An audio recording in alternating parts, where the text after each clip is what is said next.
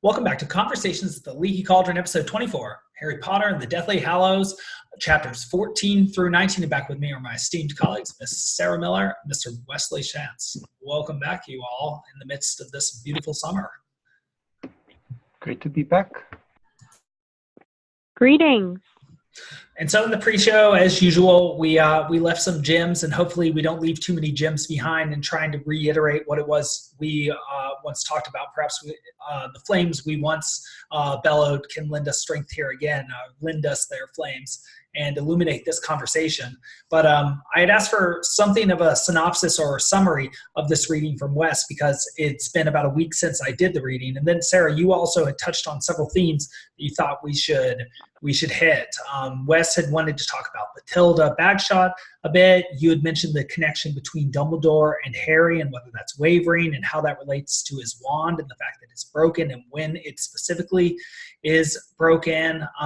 And so I think this is going to be a very good conversation. And so I guess I'll kick it to you first, Wes. You'd started sort of summarizing this reading for us during the pre-show, and I'd appreciate it if you could sort of work your magic again.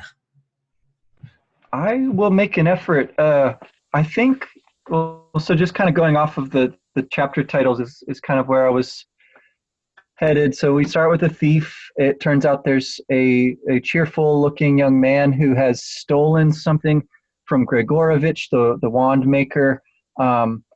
We learn towards the end of this reading who that cheerful looking young man is, but at first it's very mysterious and we're very curious about it. We learned that the actual Gryffindor sword is missing. We don't know quite what happened to that, but a very convincing fake has been put in its place. We learned this very much by chance from some goblins who are really good at telling when things are real and when they're fake, which is kind of interesting. But we eavesdrop and we are not, seen.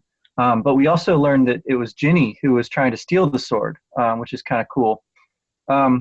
That actually leads to some serious conflict, of course, as Ron is feeling very put upon and he storms off. That sort of defines this kind of chapter arc, is that absence of Ron that subsequently comes over our party here. And we're also very excited, right? Because we now sort of feel like we have a lead maybe on this sword, because Godric Gryffindor, Godric's Hollow. So it's time to finally, after 311 pages, we finally go to Godric's Hollow, as Harry wanted to do all along. So there we have some very adventurous things happen, which I think we could probably talk about in a little more detail. There's some very interesting stuff on the tombstones there. And we meet Matilda Bagshot, or what's left of her, and we escape by the skin of our teeth, but not without breaking our wand. And then Silver Doe, right? There's stuff about Bagshot's relationship with Grindelwald, Dumbledore's role in all of that. And there's a mysterious apparition, looks kind of like a Patronus maybe, and it leads us to the sword, and Ron reappears. It's all good. That was good. And then they break a Horcrux with the sword. Yeah, that's like the last 3 pages. Darn, I forgot that. That's pretty important, though. Yeah, good call. Ron breaks it, yeah?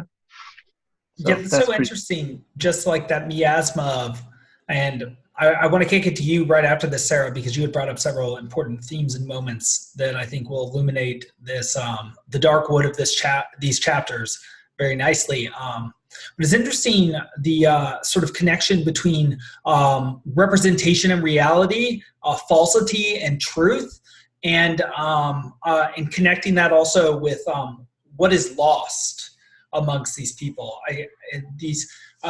The wand being broken, I've maintained that that's sort of a symbol of thought, or the ability to think of each wizard in their particular sort of slant. And that's where the real magic comes from. And it's sort of embodied in the same way your mind is embodied.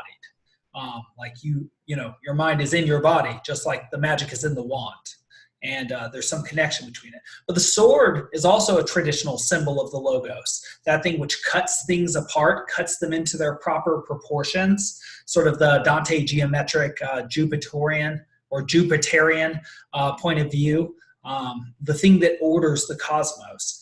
And so there's sort of a disordering that seems to be happening here, a disorganization we're feeling in the plan, a disenfranchisement of Harry and society, and of even within the friend group, Ron sort of leaving here. And they're even being and so the fake sort of Gryffindor sort of seems to relate to me in the same way that Harry's sword or wand breaking sort of, it's as if there's trouble distinguishing reality from fiction, or that things are getting muddled.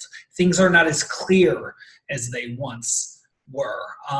That's just something I feel like I'm starting to pick up on there. I know that itself might be a bit muddy and need the Deluminator to help it out. But also, Sarah, I don't know if you want to comment on that. That's one of those weird Schmidt things I say. But but also the themes and the quotes that, the themes and the moments that you had mentioned in the pre-show, I thought would be very excellent to consider as well. Yeah, I don't totally know where to start, but maybe it's best to start at the end with the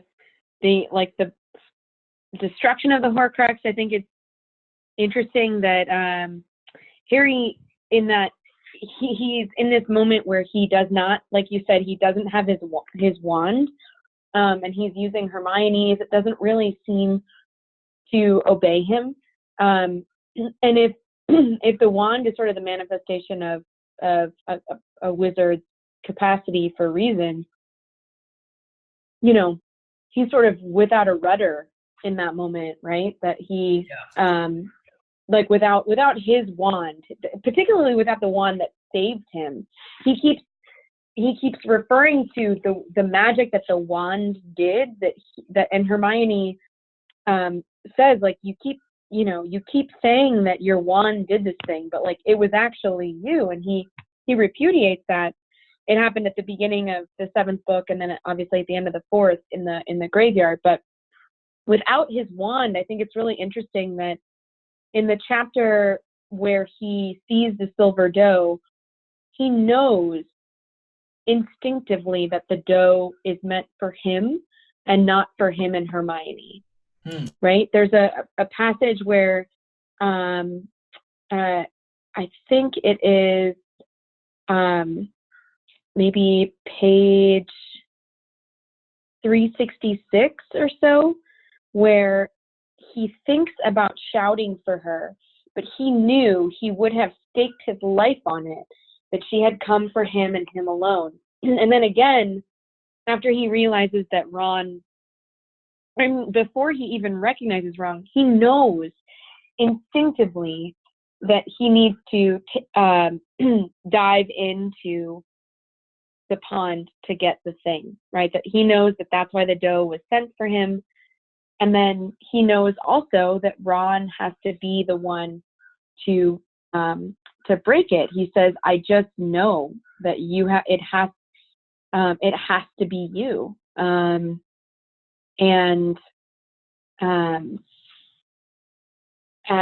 think that I'm curious what you make of the fact that he knows things without his wand.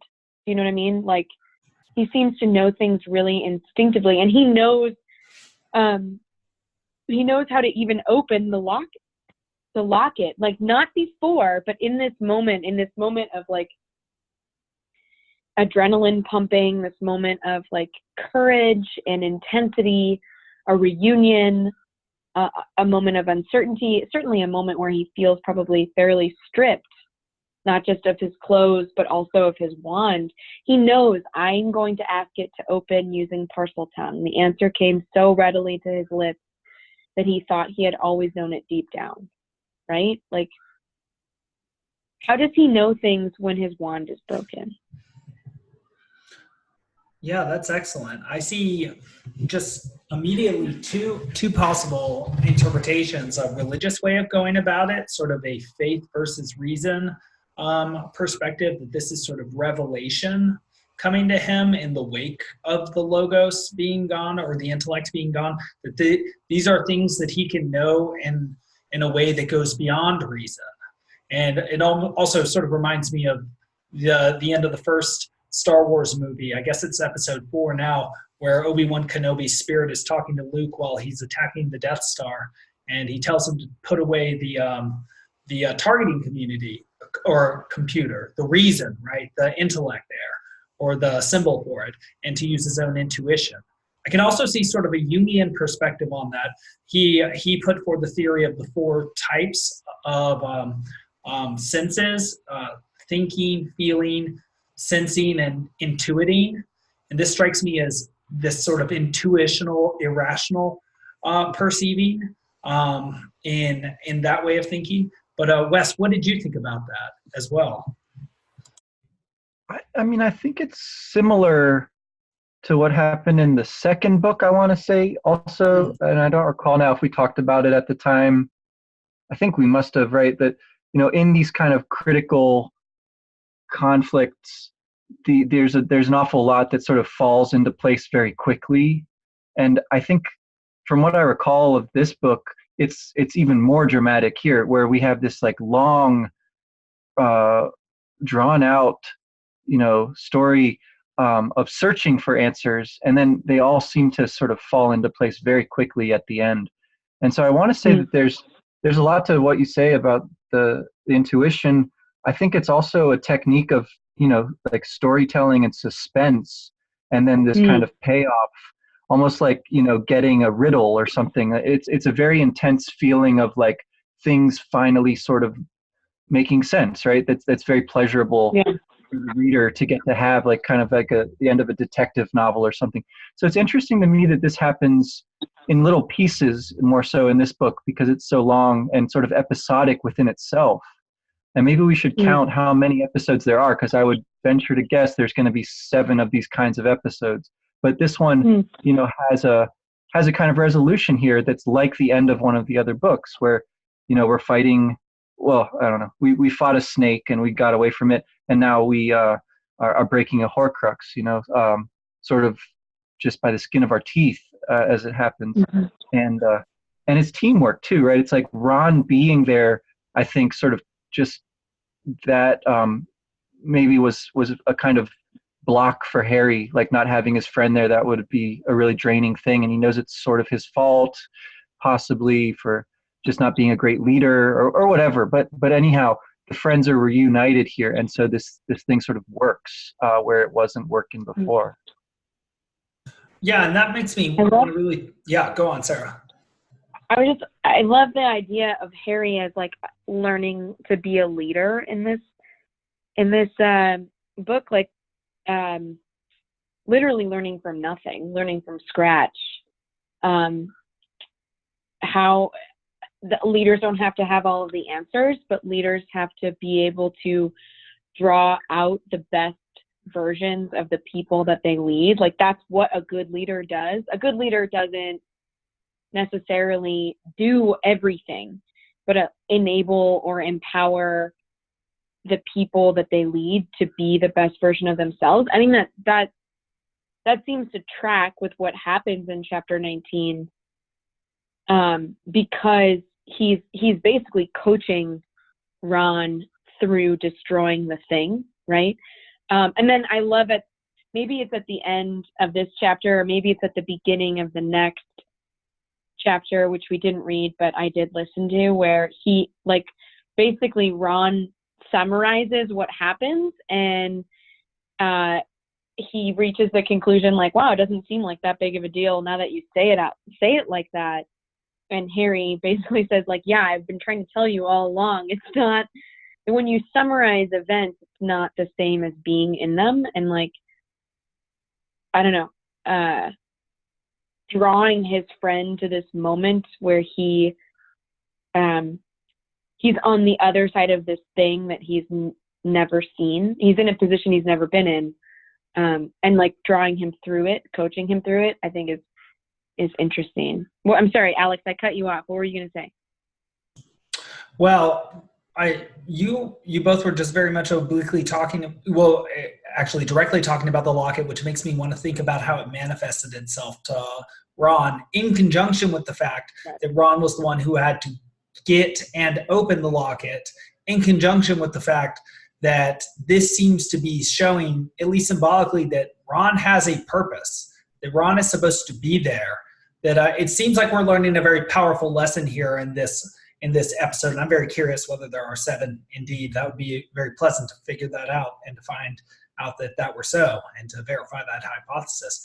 But that I really want to think about it, especially in context of Harry being clearly the leader of this pack, what it is that the locket sees in Ron and how it attempts to attack him, and how that's sort of a manifestation of sort of the Voldemortian Luciferian darkness here, because we've looked also at differing figures of darkness, the Belial luxurious nature of Slughorn, and we, also like sort of like the primitive cruelty of the Giants.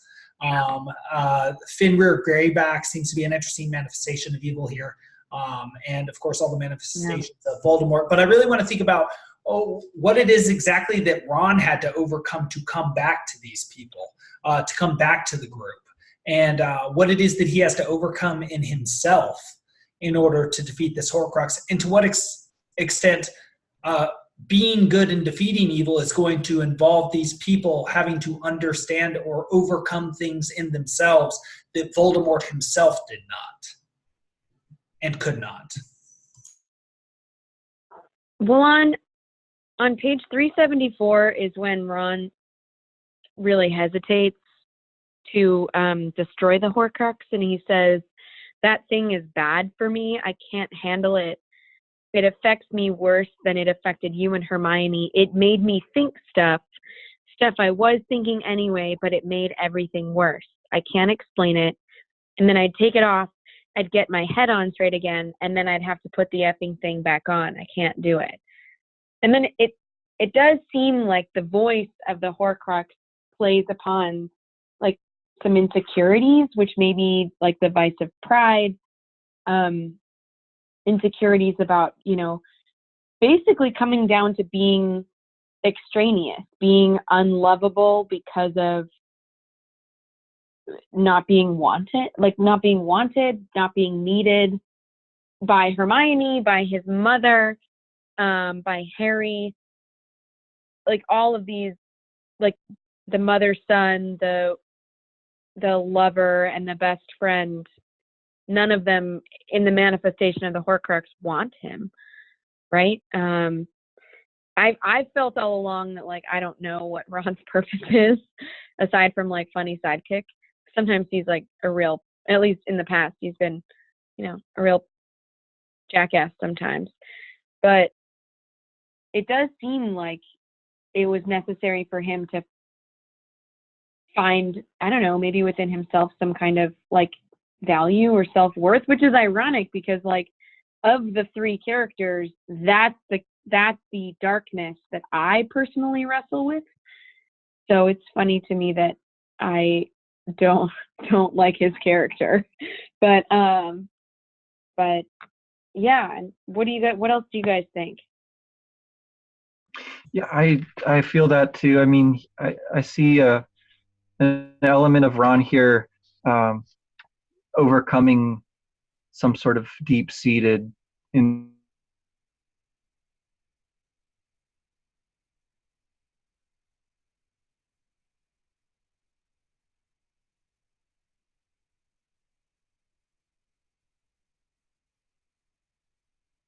right to get the locket out in the first place.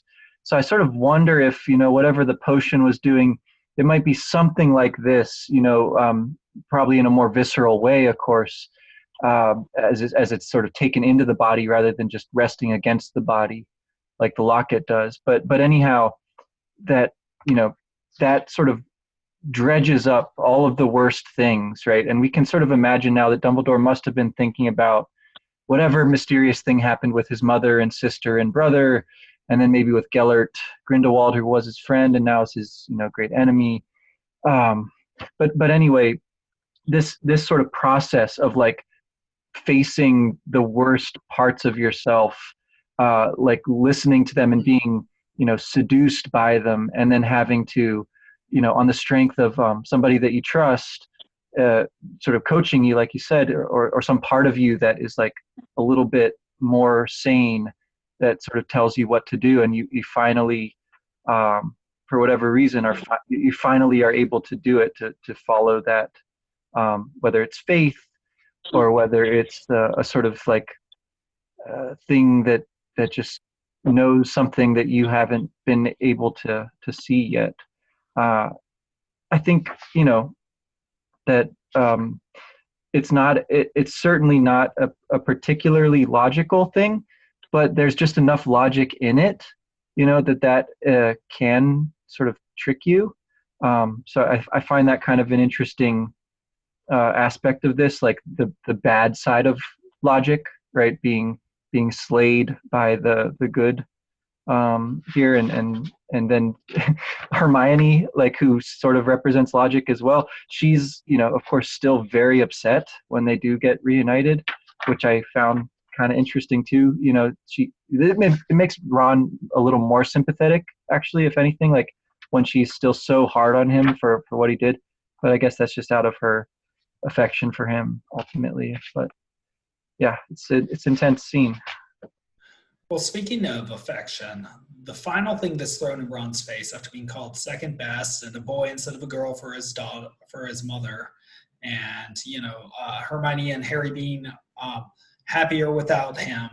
The last thing is, on 377 of the American edition paperback, who wouldn't prefer him? What woman would take you? You are nothing, nothing, nothing to him. 3 times nothing. Crooned Riddle Hermione, and she stretched like a snake and entwined herself around Riddle Harry, wrapping him in a close embrace. Their lips met. And one little piece I'd never noticed before is after Harry yells, "Do it, Ron," Ron looked at him, and Harry thought he saw a trace of scarlet in his eyes. Ron, the sword flashed, plunged. Harry threw himself out of the way. There was a clang of metal and a long drawn-out scream. Harry whirled around, slipping in the snow, wand held ready to defend himself, but there was nothing to fight. Monstrous versions of himself and Hermione were gone. I think it's very interesting that Harry had to throw himself out of the way of Ron. But my question is, why is it that the final thing that Ron has to overcome, seemingly the most difficult thing for him to overcome, is the notion that Hermione might like him more than Harry? And possibly that they had cheated, or that she had cheated, cuckolded him while he was gone. Do you mean that Hermione might like Harry more than Ron? Yeah, or maybe even cheated on Ron while he was gone. There seems to be an element of that in this too. Yeah. I mean, well, they weren't together, so you can't really, I mean, rationally speaking, it's not technically cheating, but I think there's something like more adult about that than about like not being liked by your mom. Like there's like a your birth family, and there's like the family that he would choose for himself, and he's rejected, I guess, in the Horcrux by both. I don't know, there seems to be something maybe more like, I don't know, biological or biological impulse that's being denied in the Horcrux versions of Hermione and Harry. Like he's being erased, right? If Hermione doesn't like him and prefers Harry, then he is erased, like his legacy, right? He doesn't perpetuate his line or whatever. I don't know. I don't know. He's rendered ultimately ineffectual in that respect. Yeah. I mean, well, like impotent, right? Right. Which might be why he like takes the sword, and I don't know. It's an awkward thing to say, but it's definitely there. I mean, and it's Harry who's telling him over and over to stab it, stab it, stab it. It's like that you can't miss that. I think that's fair. And and I see an interesting connection between him stabbing that and his broken wand and the having to stab of a literal snake rather than a simile made snake here because they twist like a snake. So there is a St. George element here. There is an embodiment of the hero here. There is a him doing something here that Harry did in book 2 that Harry cannot do here, or does not have the opportunity to do in the same way that Ron does. And so here they're displaced, like, because in 2 it was Ron's wand that was broken. It was his sister that needed rescuing by Harry. But in this case, Harry's wand is broken, and it's Ron who can bear this heroic sword that only heroes of Gryffindor True can bear to, defeat this evil locket that is described in snake-like twining terms, like Jafar at the end of Aladdin.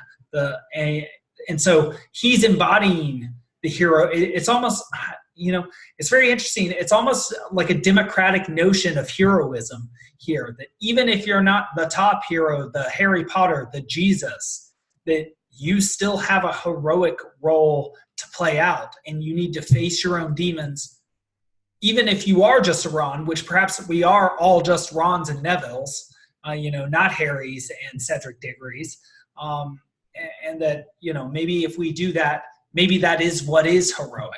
Maybe that is the most heroic thing that can be do, the anti-villainous thing to do. Yeah, I think that's fair. I mean, I did want to look at that other snake scene a bit, because it has a similar kind of climactic feel to it. We even get like a very long description from Voldemort's perspective, and some weird sort of mind melding thing is going on there, where Harry is, himself, but also Voldemort, like seeing the actual scene that happens just before the start of the first book of Voldemort losing his powers when he thinks he's about to finally secure them for good. So there's some kind of weird process there of like seeing Voldemort's worst moment, actually, and him sort of having to replay that. There's also, the literal snake, right? Like Nagini, but she pops out of a weird, distorted, I don't know what exactly. It's like the reanimated corpse of Bathilda Bagshot, which can only speak parcel tongue now. It's a bizarre setup there. And yeah, that's the scene where, of course, Harry's wand does get broken. I guess Hermione kind of blames herself for it for some reason. I didn't really understand why she took it so hard.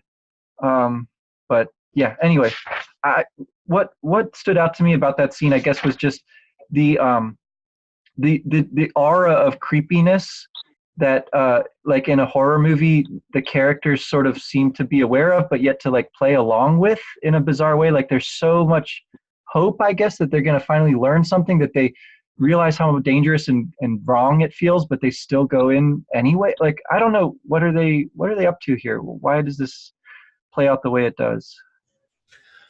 Yeah, I definitely want to ask your perspective on that, Sarah. I would just say the one interesting thing to me is that comes before the opening of the locket and the attacking of it. And it's almost as if this is the negative dark intuition, or the following of the dark impulses that leads to the breaking of the intellect. And there needs to be sort of a redemption of the intuitive force, the use of it for good. Because I agree, it's like everything about this scene is screaming unnatural and wrong. But just like in the chapters to come, Harry seems to have this feeling of, this is right. I am supposed to be being led on, regardless of the voice of reason, Hermione, who refuses even to come down there to where he is. And I also just want to understand a little more about the mechanisms of this. Is she Bathilda Bagshot and Inferi? And she does only speak in parcel tongue. It's like that alone is like, what's going on? And then the snake just jumps out of her. What sort of snake is it?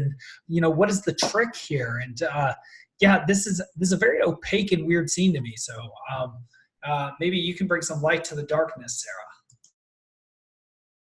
Yeah, I mean, every time, the movie changes the scene a little bit. I think if she was only speaking Parselmouth, surely Hermione would have recognized that, right? That like, oh man, she's only like That's what I was lisping thinking. in a sound that I don't understand, right? And it's almost as though, and I like what you said about like the negative side of intuition. I thought less about the negative side of intuition because I do think they go against their better judgment. Like, I don't think they go from the graveyard to her house, like thinking that this is a good idea. Maybe that's not an accurate reading, or maybe I'm just reading too much into it.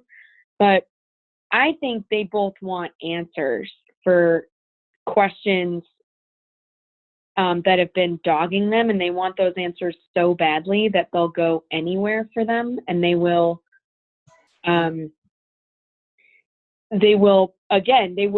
deny what I think is good intuition, right? Like on page 334 in the American edition, it does say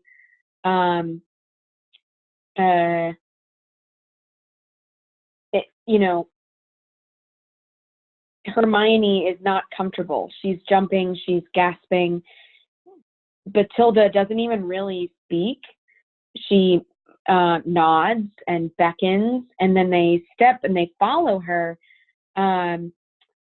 She's clearly fumbling. She smelled bad. Like, all of your senses would indicate this is not a good idea. And they actually deny their intuition. They deny their senses, right? Like, the odor of old age, of dust, of unwashed clothes, and stale food intensified as she unwound a moth-eaten black shawl, revealing a head of scant white hair through which the scalp showed clearly. Like, no need to, like, judge the elderly or whatever, but there's enough, I think there are enough clues, and I think there's an indication, like, on the next page, Hermione even it says, like, I'm not sure about this.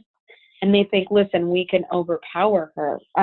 It's like they want an answer at the cost of their intuition. I don't think it is necessarily that their compass is leading them astray. I think that they're denying their compass and, like, maybe forcing an answer to a question, as opposed to when the silver doe arrives, he is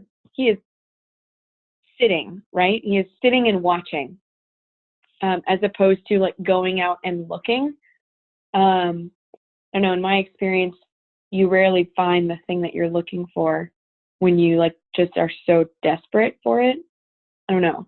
Does that make sense? I'm not sure if I'm splitting a hair or making any sense. That makes perfect sense. I think what you're saying is that they let their desire blind them to what they can clearly see.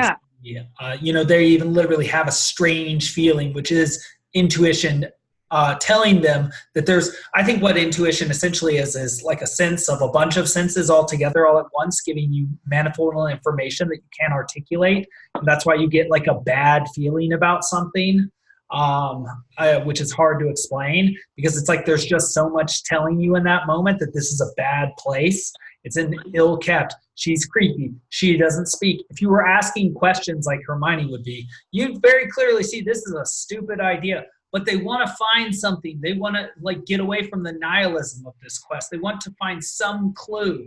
And so I think you're totally right that they like the lovers, Francesca and Paolo, let their desire get in the way of their better judgment.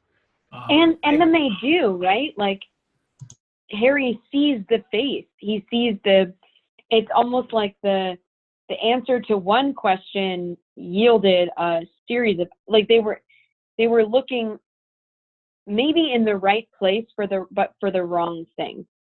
And so when he, like, sees the book, right, he gets some kind of, like, oh my, like, this is exactly, we made the right call. Like, look at that.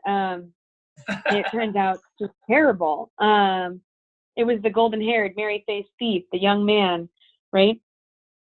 I don't know. What do you think, Wes? Oh yeah. What did you think about the scene? The thief, yeah. So that's, I think, another example of this kind of things that you're not directly looking for appearing for you. All right. The other one being right that they overhear the goblins talking to their classmate kind of randomly out there. Another one being that Ron sort of stumbles upon the secret of the Deluminator, like how it has this extra property that we weren't aware of before. So yeah, I think there's lots of examples of things sort of working out, and that they don't trust that is going to happen enough that they sort of force the issue here. And in the graveyard itself, I know you wanted to kind of look at what was on those gravestones. Like maybe that was sort of what they were. Maybe that would have been enough for them to have found on its own if they could sort of parse what was being said there.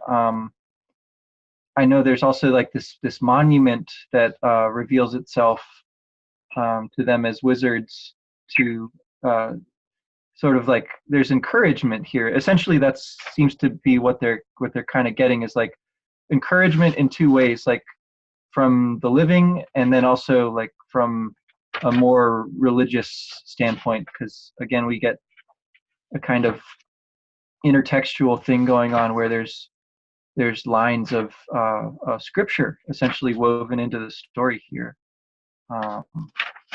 So yeah, I kind of think that there is something to be found in Godric's Hollow, but it's not quite what they are doing in Bathilda Bagshot's house. Right. And Sarah, you were able to quote, I think from memory, what it was that was on James and Lily Potter's headstones. And I thought that was very interesting because that ties back nicely to the question you had posed recently, I think even last time about, what is the religious, is there a religion within the Harry Potter world, or are there religious questions asked? And there seems to be a nice synthesis between the primary and the secondary world here. Yeah. On their headstone, it's on page 328. It says, "The last enemy that shall be destroyed is death." I mean, that's awfully Christian to me, but that's maybe because I was raised Christian. But yeah, I continue to believe that that this series is chiefly about facing death. It's chiefly about mortality and like what the knowledge of it means, among many other things. Agreed. That it's about. I do think that and I think that's more the case starting in like book 4 than it is in book 1, even though the shadow of death kind of haunts or dogs Harry at really from the beginning since he's an orphan. But what do we do with the knowledge that things die? Not to mention the feeling that things die, and people die. And so just the idea that this is what's inscribed on the tombstone of the two people that mean more to Harry than anything, right next to the tombstones of the people who meant more to Dumbledore than anything. It's hard to look away from that, right? The last enemy that shall be destroyed is death. And it's funny to me that not funny, I'm sorry. It's interesting that Harry thinks that that's a Death Eater idea. Like destruction is some kind of consumptive activity, like the Death Eaters like consuming death, right? Like being fueled by it. And then Hermione says it doesn't mean defeating death in the way that Death Eaters mean it. It means living beyond death, living after death. And he's just, after that, he's just in these, I think he's like really coming to adult terms with the absence of his parents, right? That's excellent. It seems important. I can't quite put my finger on why, but it seems like that's important. Well, three things. That's at least important because he has to come to grips with the death of his other parental figures like Dumbledore and Sirius Black and all the protections, if only mental protections that they provided. I think a lot these days about the terror management theorists and the idea that we tell ourselves story to protect ourselves from death anxiety, and that the ultimate stories actually, in fact, try and expose us to death in order to prevent us from being anxious about it, because it's clearly going to happen to all of us. And that's sort of the ultimate realization you need to have as an adult, that you, like a figure like Jesus, will die, which is what happened to that figure in that text. And, there's a resurrection involved. But I think I agree that what is in that text, the sort of one of the major themes there, is also clearly here. And that we even see textual evidence for that in the fact that our antagonist, like Lucifer, must lie to himself and lie to his own nature in order to try and, this is precisely what he will not face, death. That's why he wants to live forever. So he never has to face that foe who is unconquerable, except apparently is conquerable if you accept it as part of life, or something like that. That's something I think we need to parse out. But also just the idea that Dumbledore's Patronus itself, and he's sort of, I've been arguing, a figure for God the Father, or the archetype of the king who always dies and comes back. His Patronus is a phoenix, which is a symbol of a rejuvenating, reanimating creature. And there seems to be something of the mystery of the, something of the Christian mystery, and something about the nature of what stories are trying to convey in general in this fact. I think you're seeing that, those who are dead are the ones who say they've conquered death, whereas that one who is still living is the one who has not. And I think that's worth really thinking about. I haven't gotten farther than that, but I guess that goes to say that I agree. What do you think, Wes? Oh, definitely. Just to layer onto that, the thing Hermione notices is that it's Christmas Eve. Since they weren't really paying attention to the passage of time, this hits them with the force of a revelation. And she conjures the Christmas roses as like a token to leave on the grave. They also, I think, a couple pages before that, we get the text on Dumbledore's sister and mom's grave is where your treasure is, there will your heart be also. Yeah. And that's just a great, wonderful line for the Dumbledores to have, right? Because so much about the Horcruxes is like this distortion of that whole concept. And so instead of a piece of your heart that has been forcibly cracked and hidden away, you have this kind of sacrificial notion implied there. It comes in the context of the notion that there is a heaven, and that you are trying to live in a way that will permit you to be there someday, if if that is what you really treasure, then in some sense you're already there, I guess, is one way to understand that concept. And so I agree that there is some interesting thing going on here where life and death are being very much like reevaluated on a new sort of principle. And what that principle is of course Dumbledore's great thing that he likes to talk about, which is love. And I think that's another element of what's so messed up about Bathilda Bagshot's whole sequence there is this should be a place maybe where they would have been like safe and welcomed in and given some kind of hospitality and love, and maybe previously it would have been, but they're too late. It's been it's been twisted, it's been distorted, and I think that's what's so nice about when Ron comes back, of course, right? He I think at least something that he provides in the story is a little bit more of that kind of, good-natured kindness that's so prized in these books. He's just like a basically good person, even though he makes you share mistakes. So yeah, I don't know. I think that aspect of it, whatever's going on with Dumbledore's family being sort of driving this book, is quite interesting.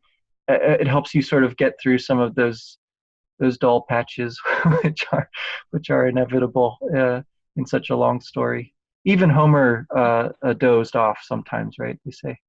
No kidding. And well, you make me think of Ron in sort of a Peter way, in that he sort of betrayed them but came back in his redemption. And it's like sort of the first Pope, because he shows the vulnerability of not only people but of friendship, which reminds us that it was Godric's Hollow where the parents were killed.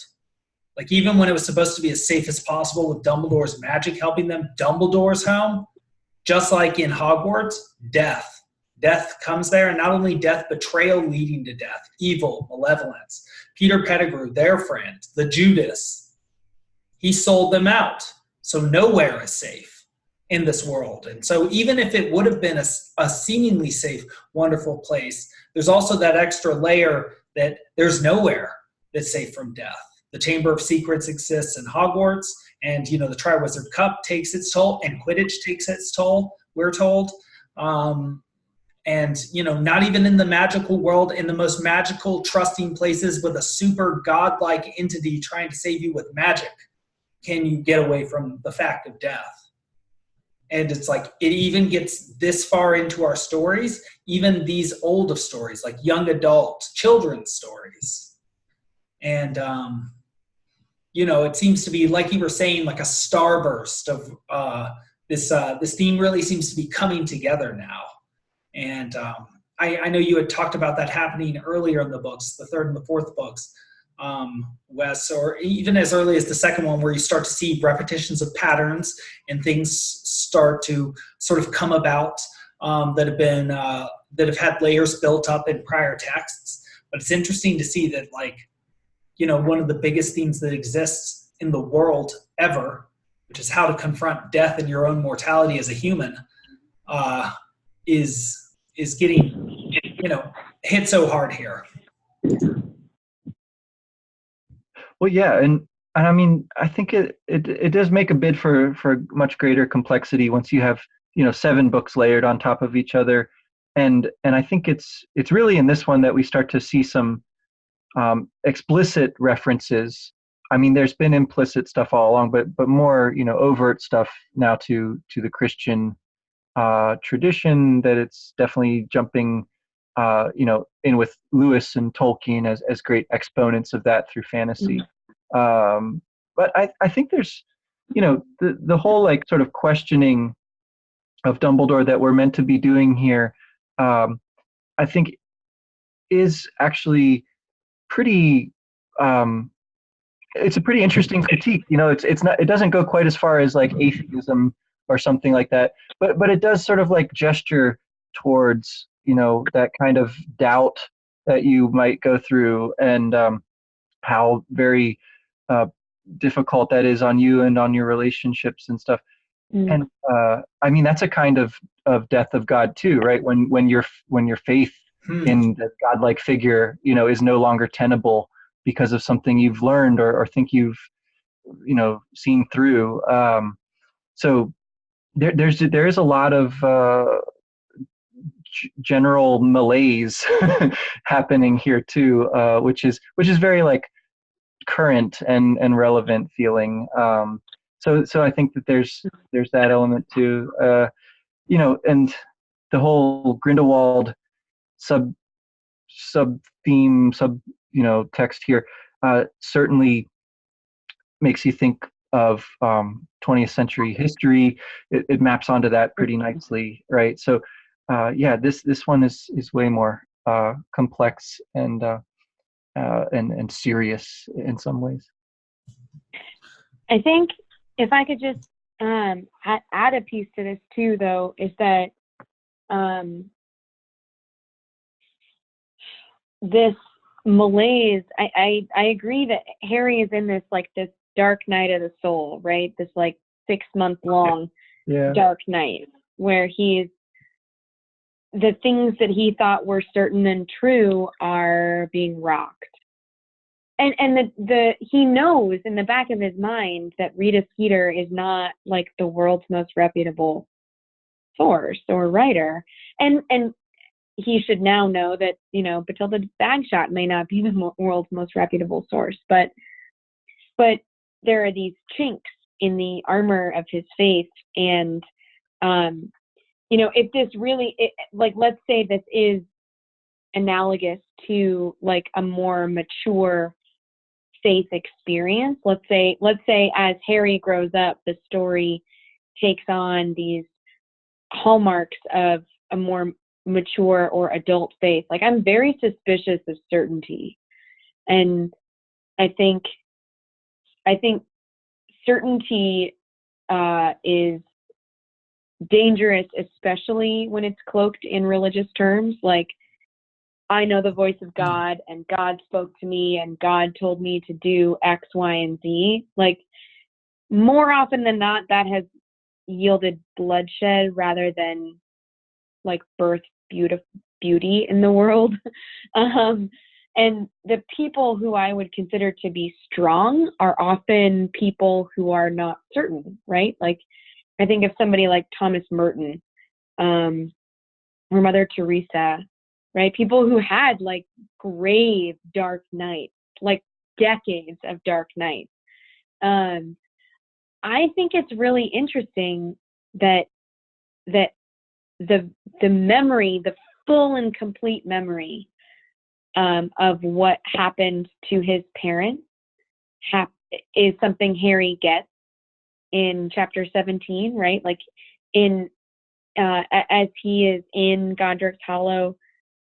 And I'm sorry, this makes sense in my mind, but it might not make sense the way I'm expressing it. But he's had these flashes of memory for all 7 books about what happened to his mom, what happened to his dad, but he finally sees it in a dream, kind of as though it's in the cinema.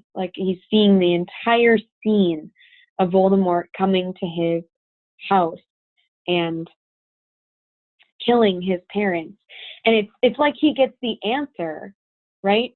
A kind of answer. It's like he gets the full picture when he is most weakened, when he is most wounded, when he is most stripped of physical and magical strength, right? His wand is broken. He is basically passed out, I guess, for quite some time. He's been unconscious and moaning and shouting for a really long time. The Horcrux stuck to his chest in a way that it left a forever mark, right?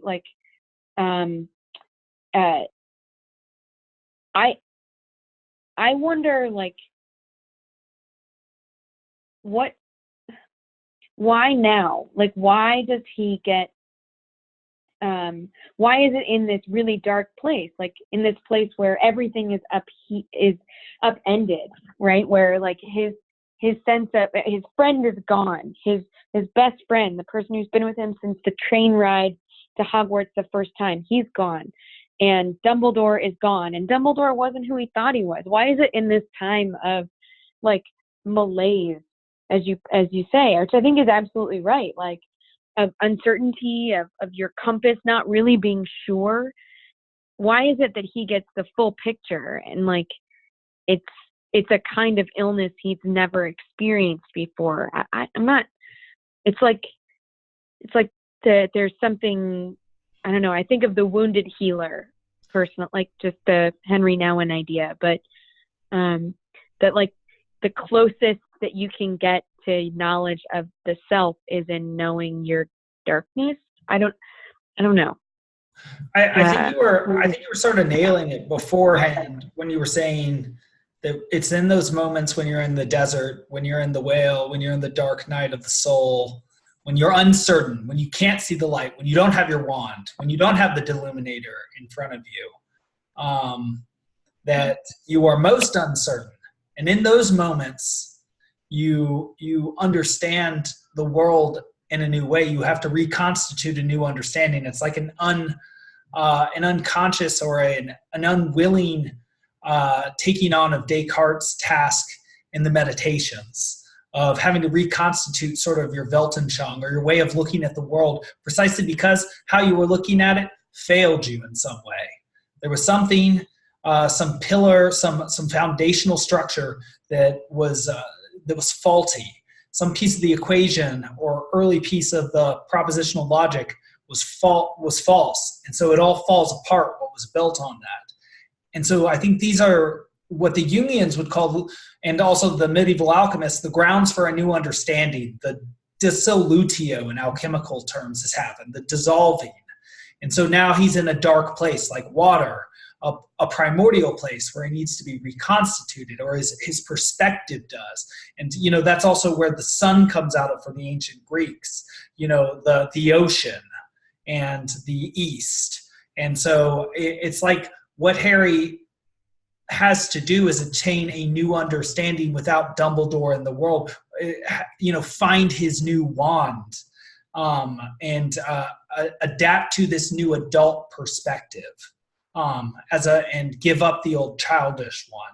And I think what you're seeing is, the major transformation that this book is trying to, mimic or imitate, which is, how to go from being a child who thinks that the world is going, or, who thinks that they are essentially immortal, to being an adult who has to recognize the reality of death. So we really end on some dark but pleasant notes. Yeah, well, tonight. We've got Xenophonius Lovegood to look forward to for next time. That will be good stuff. What is the outlook for the next sort of plot arc here? Yeah, Sarah, were you the one who had first put forward the theory of the episodes last time? What do you think would be good for the next one? For the next one, I wasn't thinking more episodic, like Wes, you had suggested that there were maybe 7 challenges. I think that's a hypothesis that we need to come back to when we're done with this. And can we identify like 7 climaxes, Sure. and like seven victories? Because I think that would be interesting if we could. I'm thinking more like just cinematically, like beginning, middle, and end of sections. Right. I think we did through 19. Is that right? Yes. Uh-huh. My sense is 20 through 25. Cool. There is a lot that happens in those sections, and that sort of that like spans the end of the first movie. For y'all who are listening, that spans like the end of the first movie and the beginning of the second movie. If we wanted to bookend it where the movie producers did, we would go chapter 20 through 23. But I think 20 through 25 is probably good. I don't know. What do you think? Sounds good to me. Let me look at the chapter, at like the page breakdown here. It's about 120 pages. It's a good summer reading. That's also more or less what we've been doing. Right. Right? It's about 100, 120. So, yeah, I think 20 through 25 is 130 or so. All right. And well, for those who are listening, on Wednesday, an added treat, we'll get into seemingly what would be a more serious work, but perhaps not, given what we've been going through here. And we're going to start our Shakespeare project and our long slog through that. And so with a comedy of errors. So I'm looking forward to doing that with you two in a couple days. That will Yeah, be for fun stuff. sure. It's going to be very fun because I've been watching a lot of these plays in advance, and I saw a play As You Like It this weekend, and also all 37 plays. And I know there's debate about 37 to 39 on Sunday. I'm sort of individually Shakespeare'd out. I can't wait to talk about it. I don't want to make one of those nasty Miltonic references where I talk about being milked, but geez, it'll be good to finally get to talk about some of this stuff after so much reading. I will be excited to hear what you thought of the performance. Yeah, absolutely. All right, cool. Well, All right. cheers, y'all. Cheers, y'all. For me, IPA tonight. Ooh, I'm drinking some weak tea over here. Very It's cold nice. and refreshing. Thanks. I am gonna wait until midnight and then open up a bottle of champagne because it's my birthday tomorrow. Happy birthday! Expect an owl. Yeah. Yep. Have a great one. All right. I'll talk to you on Wednesday. Talk to Take you it on easy, Wednesday. y'all. Cheers. Cheers. Bye.